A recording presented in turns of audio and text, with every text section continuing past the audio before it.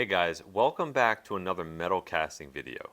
In this video, I'm going to take this piece of foam and metal cast it and turn it into solid brass. This is actually going to be the second time I'm attempting this cast. In case you're wondering where I got the foam pattern, I actually carved it out myself using my CNC router. In today's metal cast, I'm going to be using a two-part casting flask that I made out of wood. I'm going to place the foam pattern into the flask and bury the foam in green sand. Green sand is a type of sand that is very common in foundries. It's a clay bonded sand mixture. Because this is a foam pattern, I want to be gentle with compacting the sand. I don't want to put any indents into the foam. I'm going to continue filling this flask all the way up to the top with the sand. I scraped off the top and flattened the surface, allowing me to flip it over and add the other half of the casting flask.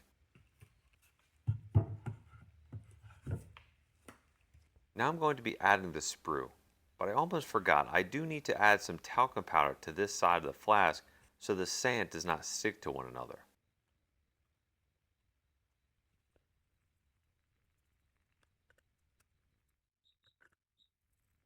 Now that I spread out the talcum powder, it is now time to continue adding the sand to this side of the flask, all the way to the top.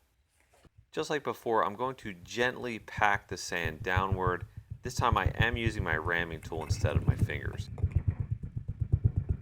Now that I'm at the top and I smoothed off the surface, I'm going to be removing the sprue and this half of the flask. Now that that's finished, I now need to cut in some runners and gates. This is where the molten brass is going to be flowing into the pattern. For this cast, I'm going to be cutting in 2 runners and 2 gates.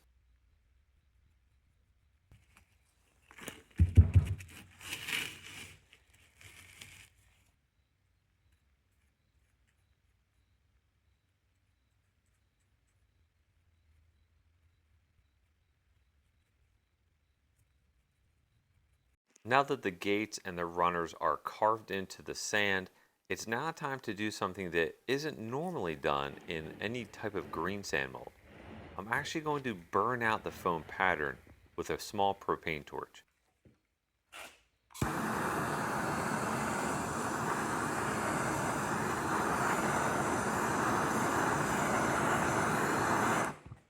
I think it would be much easier for the molten brass to flow into an open cavity than have to burn out the foam in the process.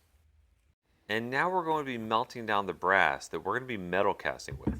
These are both failed attempts from the first time I tried to do this. The first time, if you missed that video, I tried to do a process called lost foam casting. With that process, you use normal dry sand. I actually do that process all the time, but with mostly aluminum. Now I'm going to load the crucible into the furnace and start melting down some brass.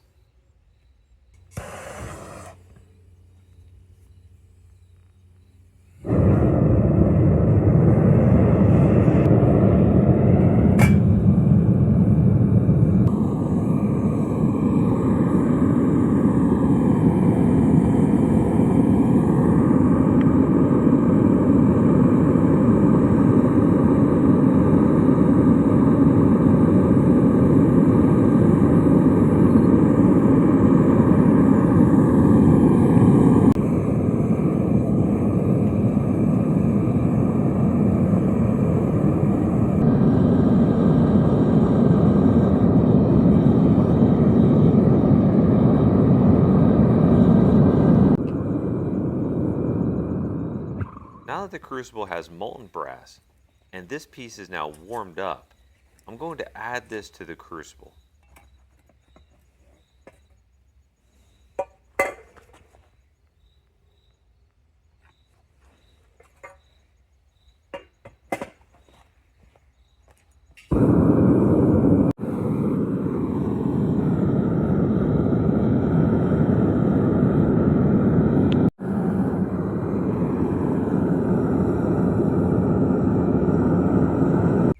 Now the brass is molten and ready to pour. I'm going to be removing the crucible from the furnace and pour that molten brass into the mold that I previously made.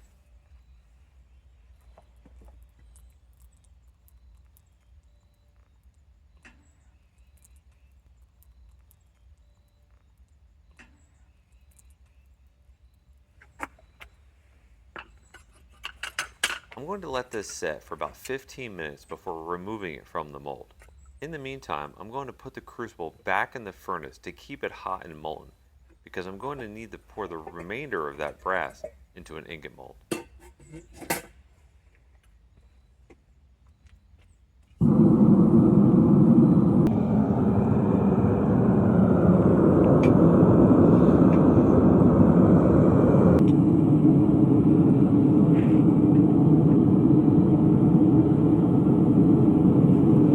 Before pouring any molten metal into a graphite ingot mold, you always want to preheat it first to remove any moisture.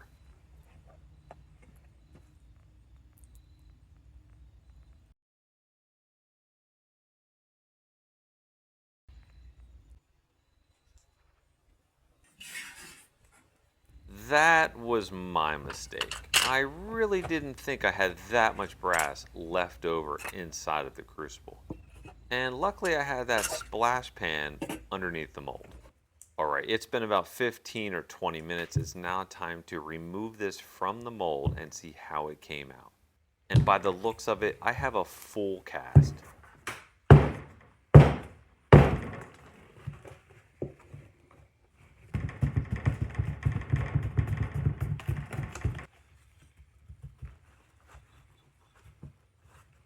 I'm definitely happy with the way this came out. I do think it needed both runners and gates in order to fill this pattern out. I don't cast brass very often, but I think it would have had a hard time flowing through that little tiny thin area in between the eye sockets. Now I'm going to be cutting off the gates with a hacksaw and cleaning up the rest of them. And don't worry, I'm not going to bore you with all of that.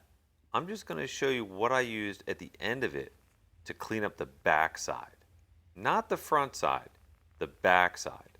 Because I'm going to be honest, I kind of like the way it looked. All I did was sand down the front and it gave it a textured look because it wasn't completely flat.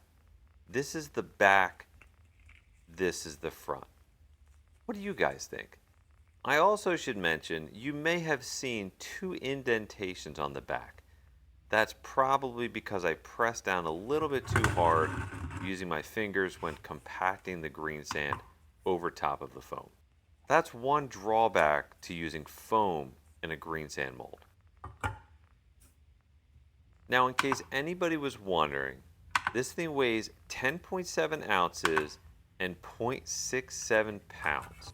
I do hope you guys enjoyed today's video. Please give it a like, leave a comment, and if you're new to the channel, make sure to subscribe.